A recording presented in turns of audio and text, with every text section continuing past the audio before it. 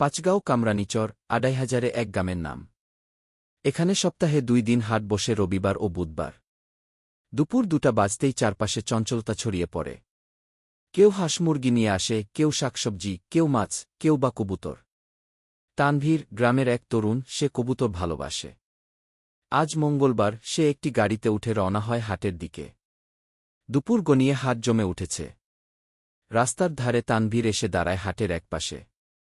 তার খাঁচায় ৯টি কবুতর, মসৃণ পালকে ঢাকা, টুকটুকে চোখ, ৩ জোড়া এবং ২টা পায়রা এবং একটি পায়রি। হাটে ছোট বড় সবাই তানভীরের কবুতর দেখতে আসে।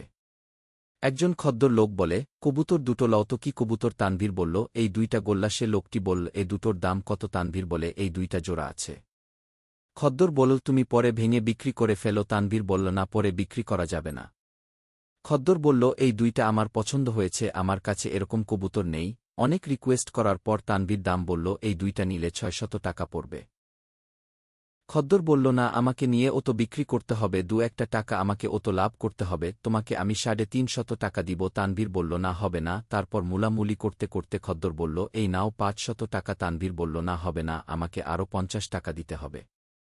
এরকম করতে করতে আর ৫০ টাকা দেওয়া হয়নি। জোর করে ৫০০ টাকা দিয়েই কিনে নিয়ে গেল। তারপর আর সারাদিন তার একটি কবুতর ও বিক্রি হয়নি। তারপর তেমন দাম আরও উঠেনি কবুতরের।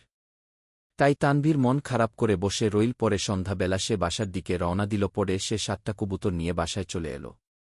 সে ভাবল, আবার রবিবারে হাটে নিয়ে যেতে হবে আরও কতগুলো কবুতর। তার মনটা অনেক খারাপ, কারণ সে কবুতরগুলো বিক্রি করে দিচ্ছে। তার উদ্দেশ্য ছিল না কবুতর বিক্রি করা, কারণ তার এখন বর্তমানে চাকরি নেই, বেকারত্ব জীবন। তার চাকরিটি সে কোনোভাবে হারিয়েছে, তাই বাধ্য হয়ে সে কবুতর বিক্রি করছে, তার অনেক শখের কবুতরগুলো।